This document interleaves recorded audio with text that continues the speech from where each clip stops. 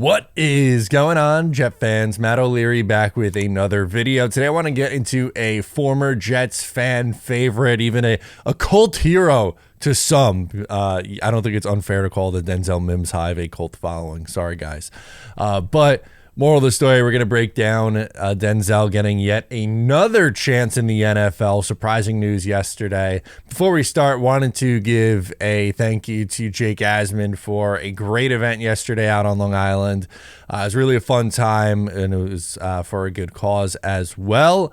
So met a lot of really cool people. Was talking with Nick Faria and Jake Asman and Brandon from Jet X Factor and so many other Jets fans as well, taking pictures, just chopping it up. It was really a great time. And the great Neil from Garden City gave a phenomenal speech and Jets chant. Are we going to beat New England on Thursday? Yeah! Let's go! Are we going to make it 2 in a row? Yeah! All right. Are we going to beat San Francisco? Yeah! Are we going 17 right here? Is Brock Purdy going to run for his life on the opener? Yeah! Let's go! J-E-T-S, Jets, Jets, Jets! Really a fun time. So shout out to Jake and everyone who came out and had some fun with us out on Long Island. All right, let's hop into the video today. So Denzel Mims is like a cat. He's got 9 lives. The guy just can't go away.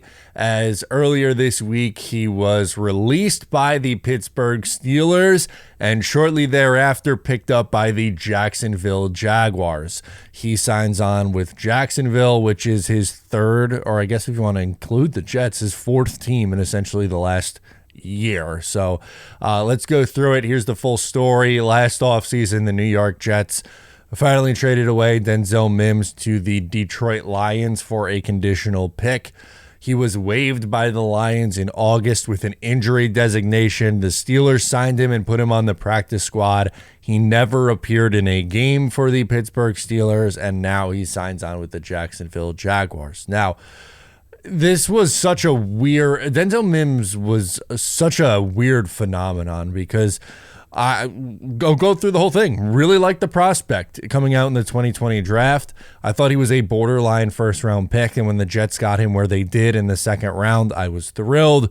6'3", 207 pounds, ran a 4.38, so he's 4.3 speed. Guy was quick, big. I was like, all right, cool. The Jets got they got something here in the second round. Finally got some good value, I think, anyway. And he had 23 catches for 357 yards in just 9 games and essentially half a season. I was like, okay, this kid was pacing out for like a 800-yard season. I like it. That's solid. Let's see what he does in year 2.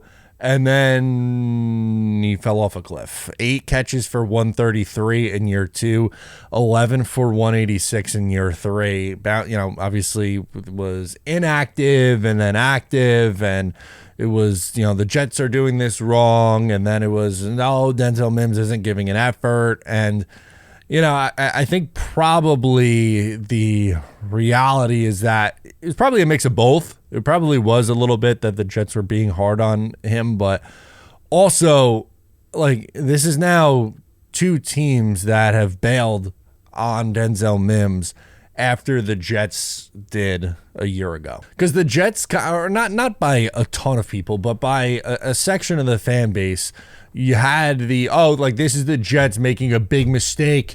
You'll see he's going to catch on somewhere else and have a successful career. He has too much talent, which, talent not an issue for Denzel Mims. I do think he is a talented guy. It's rare to teach 6'3", 200 pounds with 4.3 speed. That's incredibly rare. And a plus blocker, too, by the way. But effort seems to be an issue, and for whatever reason, just not clicking upstairs. And that's part of it. Football and sports in general there's a mental aspect to it. And whether it's Denzel Mims or Zach Wilson or whoever, sometimes the talent isn't good enough. Well, the talent is there, But that's not enough to put them over the hump and get them to be a good player, because the mental makeup is also an important factor in this.